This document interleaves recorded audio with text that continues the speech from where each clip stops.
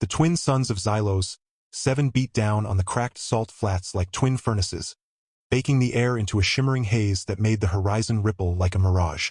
Dust devils spun lazily across the battlefield, remnants of a skirmish that had ended hours ago. Smoldering wreckage of skittering scout drones, the scorched husks of pulse rifles, and the occasional smear of iridescent blue blood drying into the parched earth. Amidst the ruins stood Joran Vex, a man who'd signed up for planetary survey work, not interstellar trench warfare. His uniform, once crisp and regulation gray, was now torn at the shoulder, singed at the hem, and caked in a fine layer of ochre dust that clung to his sweat like a second skin. He wasn't a soldier.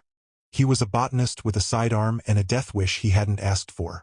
Yet here he was, crouched behind the skeletal remains of a hover transport, heart hammering against his ribs as the silence stretched thin enough to snap. Then he heard them. Not the mechanical whir of drones or the guttural barks of the Krell shock troops he'd been dodging for days, but voices. Low, melodic, layered with harmonics that seemed to vibrate in his bones rather than his ears. He peered over the scorched metal edge and froze. 3 figures emerged from the heat haze like ghosts woven from starlight and flame. They were tall, nearly 7 feet, with skin like polished alabaster that seemed to glow faintly in the harsh sunlight. Their hair, thick and wild, blazed in shades of crimson, from deep burgundy to fiery copper, cascading past their shoulders in untamed waves. Their eyes, large and almond-shaped, gleamed gold like molten topaz, scanning the battlefield with predatory grace. They wore armor that looked more like sculpted bone than metal, sleek, segmented plates that hugged their powerful frames, etched with swirling glyphs that pulsed faintly with internal light. Each carried a weapon that hummed with restrained energy, a curved blade that shimmered like liquid obsidian, a coiled whip that crackled with violet lightning, and a long-barreled rifle that seemed to drink the light around it. These were the Virelli, the fiercest warriors of the Andromeda Reach, and they were legendary for 2 things: their unmatched combat prowess and their utter disdain for soft-spoken species like humans. Joran's breath hitched. He'd read the briefing files. The Virelli didn't take prisoners. They didn't negotiate. They purified. That was their word for it, cleansing the galaxy of weakness. And right now, he was the weakest thing on this salt flat. One of them turned her head sharply, golden eyes locking onto his hiding spot. She raised a hand, and the other 2 halted instantly, weapons rising in unison. Joran's fingers tightened around his sidearm, but he knew it was useless. 1 shot, and they'd reduce him to ash before the echo faded. So he did the only thing that made no tactical sense at all. He stood. Dust rained off his shoulders as he rose slowly, hands open and empty at his sides. His throat was dry as bone, his mouth tasting of fear and burnt metal. The lead Virelli warrior stepped forward, her movements fluid and silent despite the heavy armor. She stopped a few paces away, her head tilted slightly, as if studying a curious insect. Her lips parted thin, pale, but striking against the white of her skin, and she spoke in the guttural, clicking tongue of her people. Joran didn't understand a word, but the tone was clear. Explain yourself, or die. He swallowed hard. Then, driven by a mix of exhaustion, delirium, and the strange courage that comes when you've got nothing left to lose, he said the first honest thing that came to mind. You're beautiful. The words hung in the air like a dropped stone. The 3 Virelli warriors didn't move, didn't blink. Their golden eyes widened almost imperceptibly, their postures stiffening as if struck by an invisible force. The one in front, taller than the others, with hair like smoldering embers and a scar that traced a delicate line from her temple to her jaw, froze completely. Her weapon lowered an inch. Her breath, visible in the dry heat as a faint silver mist, caught mid-exhale. Silence. Not the tense silence of combat, but something deeper, thicker. The kind of silence that follows a thunderclap in a cathedral. Then, slowly, the corners of her lips twitched. Not a snarl, not a sneer, a smile. And that's when everything went sideways. Her name, he would later learn, was Zarin. The one with the whip was Kayla, and the rifle wielder was Voss. But in that moment, they were just 3 alien warriors staring at him like he'd just recited poetry in the middle of a war zone. Zarin took another step forward, her voice softer now, melodic, almost teasing. She said something in Virelli, and Kayla let out a sound that was unmistakably a giggle, high and chiming, like glass bells in a breeze. Voss rolled her eyes but couldn't hide the smirk tugging at her lips. Joran blinked. Did I just insult you? Zarin shook her head, then pointed at him, then at herself and her companions, and repeated the word he'd used, but with a lilting inflection. Botieful? He nodded weakly. Yeah, that. She grinned then, wide, dazzling, revealing sharp canines that somehow made her look even more radiant. She clapped him on the shoulder with enough force to knock the wind out of him, then looped an arm around his neck like they were old friends reuniting after a long war. Kayla twirled her energy whip with a playful flick and winked. Voss adjusted her grip on her rifle, but her eyes never left him, gleaming with something dangerously close to amusement. And just like that, Joran Vex, the botanist who'd never even asked a girl to prom, found himself adopted by the most terrifying, gorgeous, and utterly unpredictable alien warrior trio in the quadrant. What followed wasn't rescue. It wasn't alliance. It was something far more chaotic. They dragged him along as they patrolled the ruins of the battlefield, chattering in their musical tongue, occasionally switching to broken galactic standard to pepper him with questions. You say beautiful to all females? Kayla asked once, twirling a lock of her crimson hair around a clawed finger. Or just us? Just you, Joran admitted, because lying felt like a death sentence. And also because it was true. There was something about them. Their confidence, their lethal grace, the way their eyes softened when they thought he wasn't looking, that made his chest ache in a way he couldn't explain. Zarin purred at that, a low, resonant sound that vibrated through his bones. Good answer, Softskin. But the flirting wasn't just playful. It was relentless. During a lull in the patrol, as they crouched behind a dune to avoid a Krell recon drone, Zarin leaned in so close he could feel the heat radiating off her skin. Your heart beats fast, she murmured, her golden eyes locked onto his. Is it fear? Or something else? Before he could stammer a reply, Kayla slid in on his other side, her whip coiled lazily around her wrist. He's blushing, she announced triumphantly. Look, his ears are pink. Voss, ever the stoic, snorted from a few feet away. Pathetic. Humans flush like overheated reactors at the slightest provocation. But even she couldn't suppress a small, knowing smile. Joran wanted to melt into the sand. Yet beneath the teasing and the fluttering in his stomach, danger still lurked. The Krell hadn't abandoned Xylos 7. Their war machines still prowled the wastes hunting survivors. And the Varelli, for all their sudden affection, were still warriors on a mission. They spoke in hushed tones about a convergence point, some ancient Varelli artifact buried beneath the salt flats that the Krell were desperate to claim. If activated by the wrong hands, it could unravel the fabric of local spacetime, turning this barren world into a black hole's appetizer. We must reach the vault before moonrise, Zarin said one evening as they camped in the hollowed-out shell of a crashed dropship. The twin moons of Xylos 7 were already rising, casting long silver shadows across the dunes. But the path is watched. Heavily. Joran, who'd been quietly cataloging the resilient salt bloom flowers growing in the cracks of the ship's hull, looked up. I might know a way. All three warriors turned to him, eyes gleaming in the moonlight. I've been mapping this region for weeks, he explained, pulling out a battered datapad. There's a network of old aqueduct tunnels beneath the flats, collapsed in places, but navigable if you know where to step. The Krell scanners can't penetrate the mineral-rich rock. Zarin studied the map, then him, her expression unreadable. Then she reached out and brushed a strand of hair from his forehead, her touch surprisingly gentle. You continue to surprise us, Joran Vex. The journey through the tunnels was equal parts terrifying and absurd. The passages were narrow, slick with condensation, and echoed with the distant groans of shifting rock. Kayla kept accidentally brushing against him as they squeezed through tight spots, whispering things like, Don't worry, I'll catch you if you fall, in a voice that made his knees weak. Voss, ever pragmatic, kept scanning for structural weaknesses, but even she cracked a dry joke when Joran slipped on a patch of algae and landed squarely in Zarin's arms. You're getting good at this, Zarin teased, helping him up but not letting go right away. Falling into me, I'm trying my best, he muttered, face burning. But the levity vanished the moment they reached the vault's entrance. A massive stone door carved with Varelli constellations, half buried in the tunnel floor. The air here was thick with static, and the walls hummed with latent energy. As Zarin placed her palm on the central glyph, the ground trembled. Not from an earthquake, but from approaching footsteps. Heavy, metallic, Krell. Dozens of them.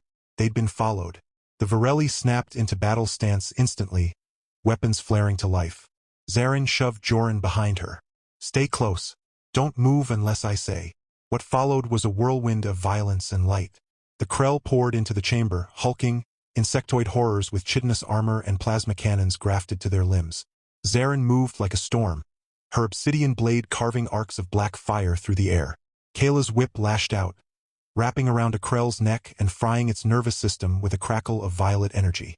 Voss fired precise, devastating shots that punched through armor like paper. Joran, unarmed and useless in a fight, did the only thing he could. He watched the patterns. The way the Krell moved in predictable waves.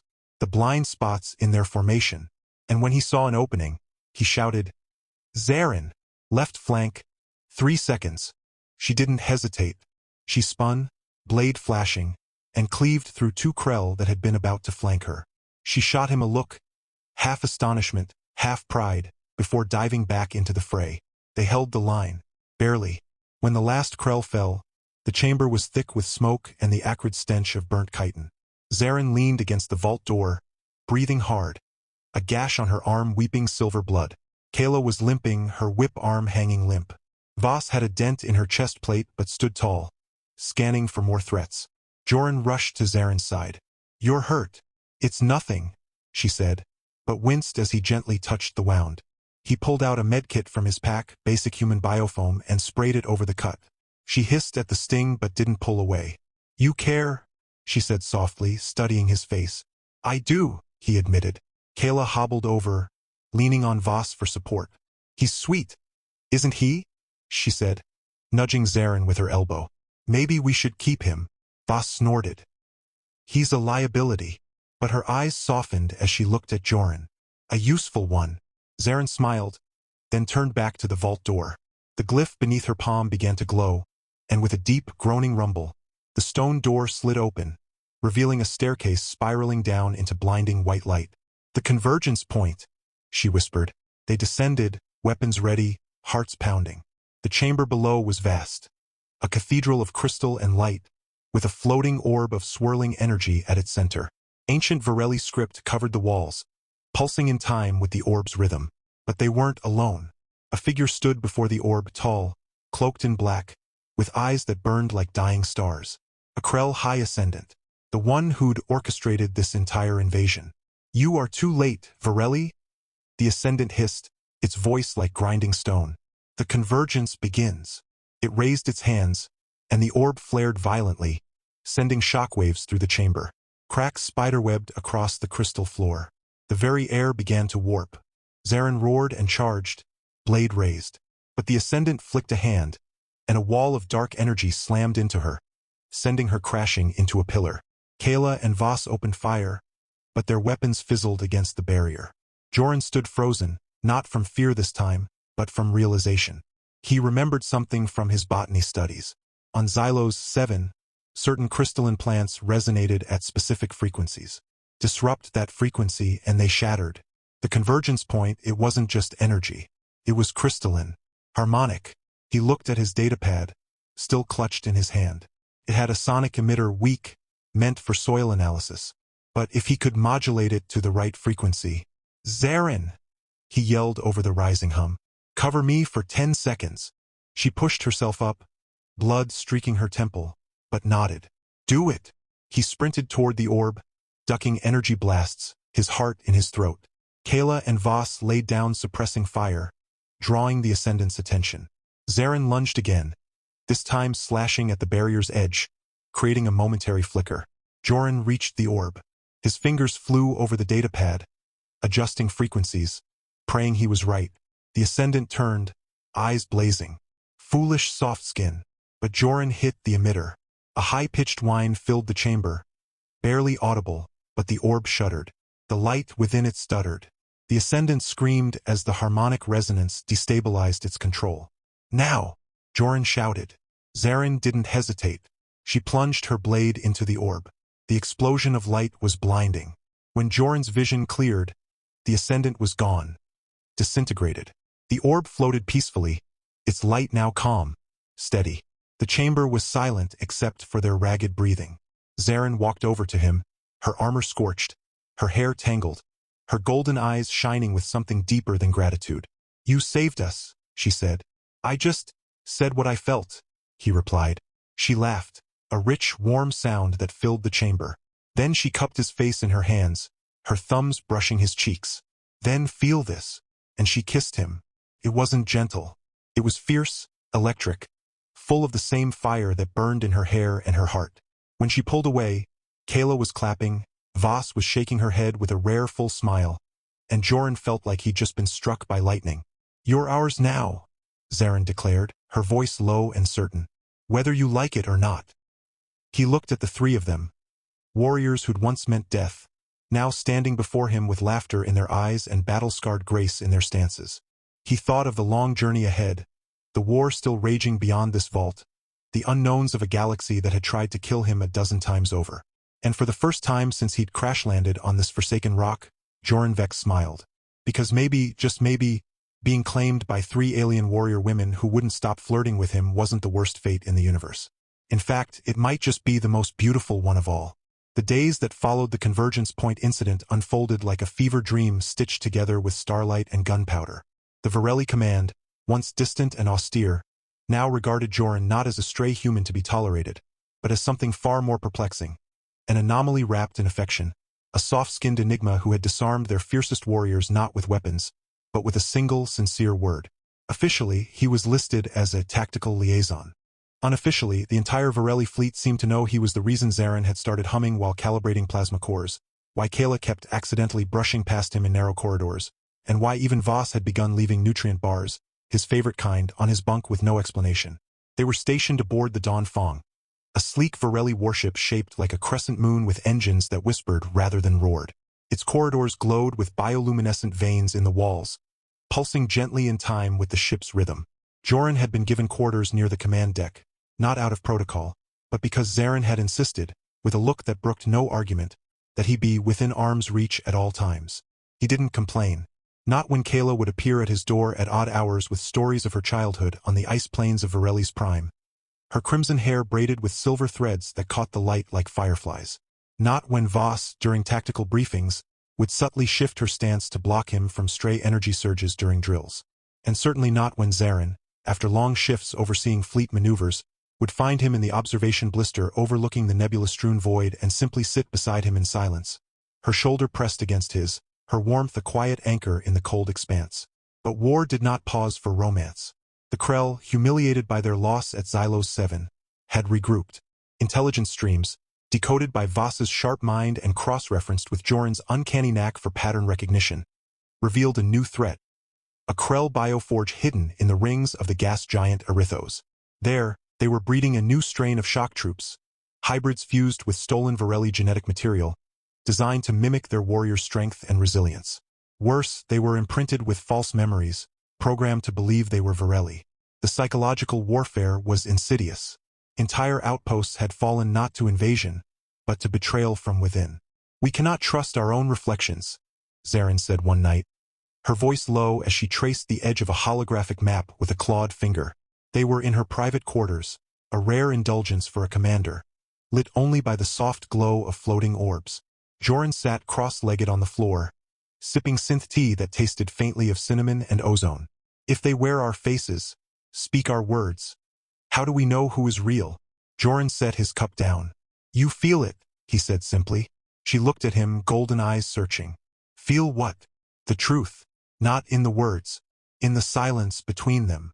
He thought of how Zarin's hand always lingered a second too long when she passed him a weapon. How Kayla's laughter had a specific pitch when she was genuinely amused versus when she was masking pain. How Voss's stoicism cracked just enough around the edges when she thought no one was watching. Love isn't in the grand gestures. It's in the small things. The way someone looks at you when they think you're not looking. Zarin was quiet for a long moment. Then she rose, crossed the room in 3 strides, and knelt before him. She took his face in her hands again. Not with the possessiveness of before, but with something softer, almost reverent. You see us, she whispered. Not just warriors. Not just Varelli. Us. He leaned into her touch. Always. The mission to Erithos was launched under a blood-red moon. The Dawn Fong slipped through the gas giant's turbulent atmosphere like a shadow, its cloaking field humming at maximum strain. Joran wasn't supposed to go planetside. Command had deemed him non-combat essential. but Zarin overruled them. "He sees what our scanners miss," she'd said, her tone leaving no room for debate. "He stays with me." The bioforge was a nightmare of organic architecture. Pulsing walls, dripping conduits of nutrient fluid, chambers where half-formed warriors twitched in amniotic pods. The air reeked of antiseptic and decay. They moved in silence, Zarin leading, Kayla flanking right, Voss covering the rear, Joran in the center, his senses on high alert. It was Joran who noticed it first, the subtle wrongness. A patrol of Varelli warriors marched down a corridor ahead, their armor pristine, their movements synchronized. But their steps were too perfect.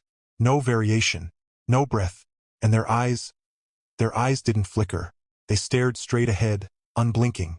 "Don't engage," Joran breathed. "They're mimics." Zarin signaled a halt. The real test came moments later when a lone figure emerged from a side passage.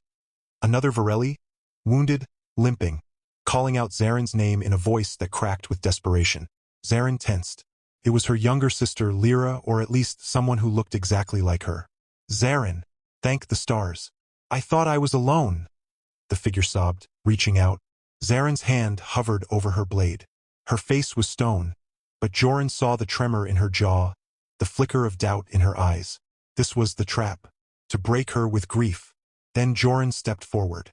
He looked at the imposter, really looked, and he saw it. The way her left hand twitched when she spoke, a nervous habit Lyra had outgrown years ago, the slight mismatch in the scar above her brow. And most tellingly, the absence of the tiny silver ring Lyra always wore on her right thumb, a gift from their mother. "This isn't her," Joran said firmly. "Lyra stopped wearing that scar uncovered after the siege of Kael'vor. She always covers it with a weave." Zarin's breath released in a shudder. Her blade flashed. The imposter fell, dissolving into black ichor.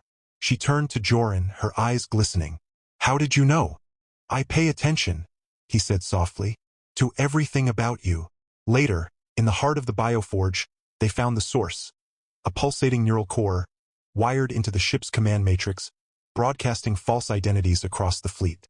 Voss worked feverishly to disable it while Kayla held off waves of mimics with her whip singing through the air like a vengeful spirit. Zarin stood guard over Joran, her body a shield between him and the chaos. When the core finally exploded in a shower of sparks, the mimics collapsed like puppets with cut strings. But the victory was bittersweet. The Krell had scattered, their plans disrupted but not destroyed. And the psychological toll lingered. Back aboard the Dawnfang, Zarin couldn't sleep. She paced her quarters like a caged storm, her mind replaying the imposter's voice, the almost perfect mimicry of her sister.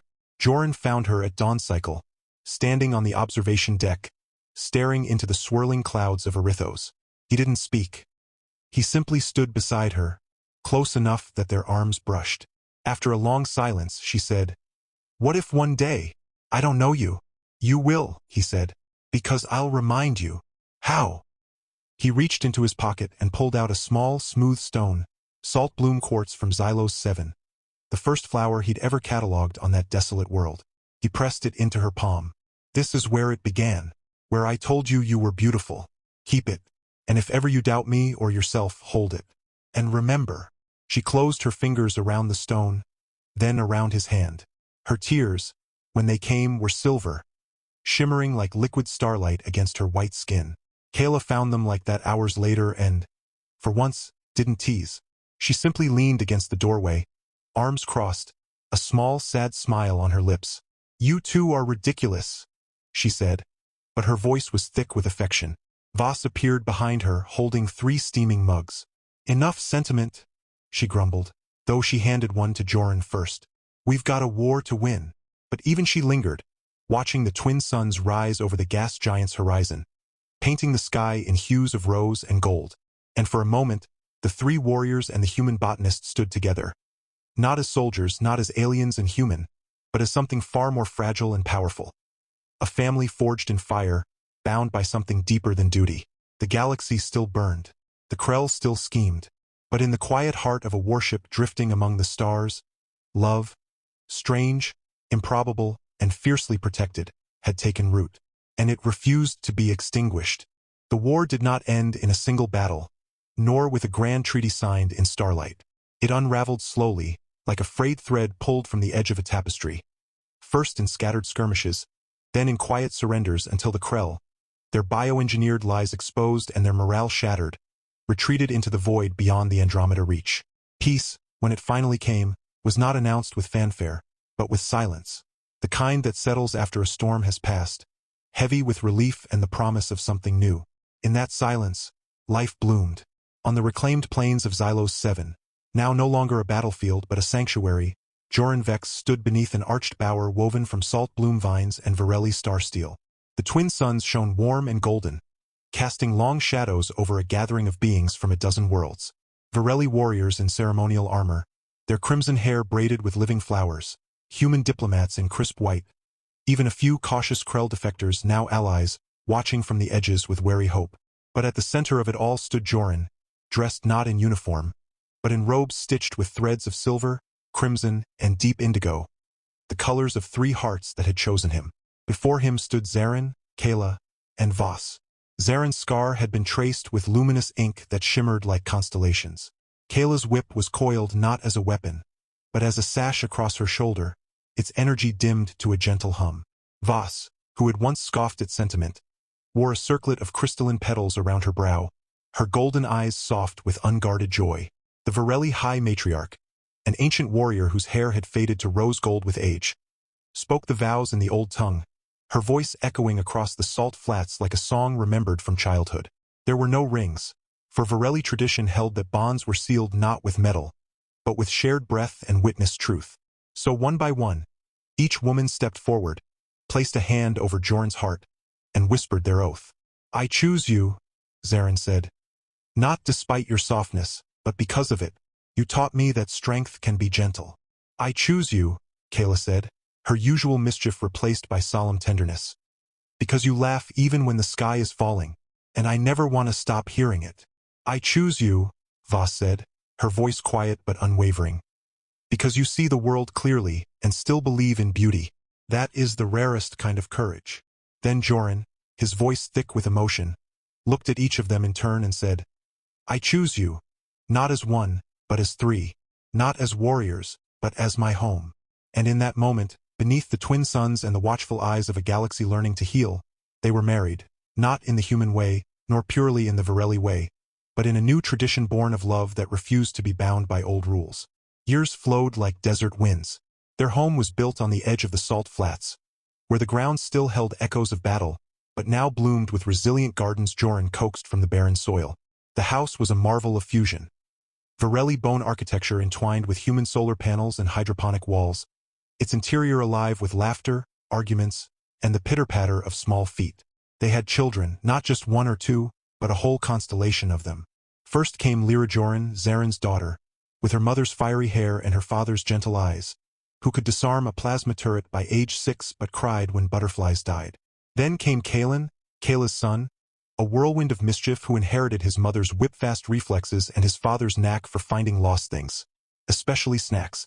Voss gave them twins, Soren and Mira, quiet and sharp-eyed, who spoke in silent glances and could rebuild a hoverbike before they could write their names.